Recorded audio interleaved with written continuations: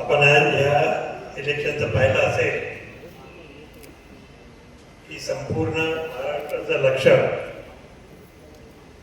कोल्हापूरकडे होतं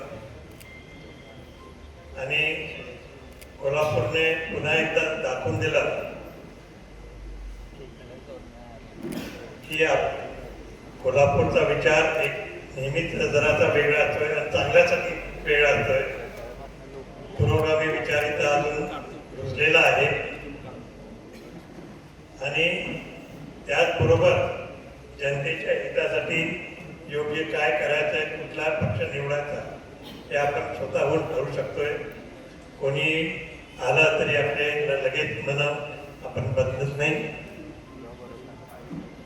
triple engine जरी आलं इथं तरी आपण योग्य निर्णय घेतो आणि एकत्रित पाहिला तर कोल्हापूर हे जरा वेगळं आहे आणि जनतेच्या दृष्टिकोनातून सगळ्यात योग्य निर्णय घेणारा एक नगर आहे. कोल्हापूरला छत्रपती शाहू महाराजांची, राजश्री शाहू महाराजांची आपल्याला अनेक गोष्टींमध्ये आपल्याला शिकवण मिळते. सगळ्यांना बरोबर घेऊन देण्याची शिकवण त्यांच्यापासूनच आपण घेतली. सगळ्यांना समाजाला एकत्र ठेवून आपण पुढे जायचं हाही विचार आपण चालू ठेवला आणि अर्थातच जेव्हा विकासाचा विषय येतोय त्यामध्ये फारसा फरक नसतोय.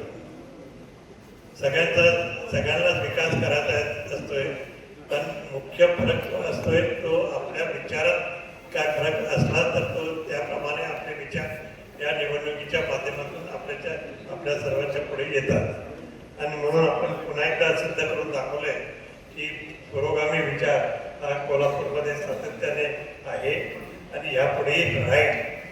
आणि ह्या सगळ्यांनी मिळून जे कार्य आज केलेलं आहे, बाकी पाटलांच्या नेतृत्वाखाली कोल्हापूर जिल्ह्याने चांगली मुसंडी मारली आहे. त्यांना वाघ म्हणून त्यांना लोकांनी ओळखलेलं आहे आणि हा मला वाटतं महाराष्ट्राचा नवीन भाग आहे.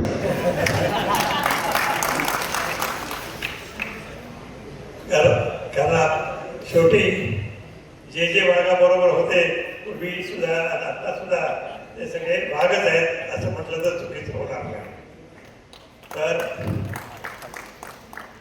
इतर ठिकाणी सुद्धा आपल्याला जसं मुंबईमध्ये सुद्धा उभाटाने चांगली कामगिरी दाखवली आहे, त्याचं सुद्धा या प्रसंगी अभिनंदन केलं तर चुकीचं होणार नाही.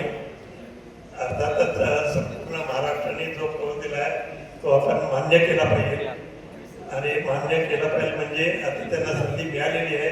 जास्तीत जास्त चांगलं काम या करतील अशी आपली अपेक्षा तर ठेवलीच पाहिजे, पण त्यांच्याकडनं तसं चांगलं काम करून घेतलं पाहिजे.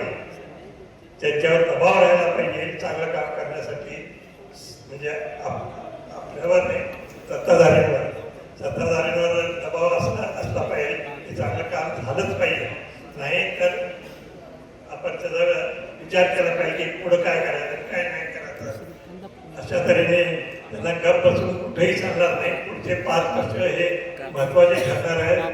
5 वर्षानंतर पुढची दिशा काय असेल ही आज जरी सांगता आले नाही तरी 5 वर्षाच्या अंती आपल्याला निश्चित आपल्याला ठरवता येईल की पुढची दिशा काय आणि ती योग्य दिशा असेल, पुरोगामी दिशा असेल असा आम्हाला खात्री आहे.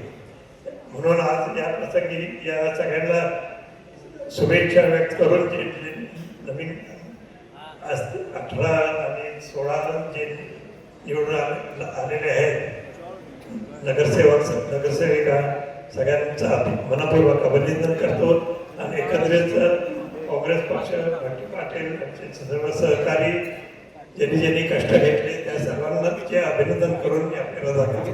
जय हिंद.